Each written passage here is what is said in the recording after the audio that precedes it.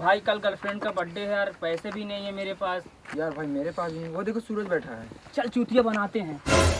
भाई भाई क्या हुआ? भाई मेरे गर्लफ्रेंड का यार कल बर्थडे है यार, मेरे पास कुछ देने के लिए पैसे नहीं है यार, कुछ दे दो भाई।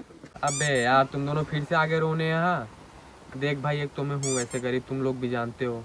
मेरे जेब में फूटी कौड़ी है, चाहिए 2-3 रुपए हैं, और पेटीएम बैलेंस दिखा दे रहा हूँ 0 रुपए। देख लो, दोनों लोग देख लो, इनसे कुछ मदद मिल पाए तो ले लो। अरे भाई यार दे दो भाई, नहीं तो मेरी गर्लफ्रेंड यार मुझे छोड़ चली जाएगी यार, नाराज हो जाएगी मेरी गर्लफ्रेंड। प्लीज भाई दे दो यार, हाथ जोड़ रहे हैं भाई, दे दो यार।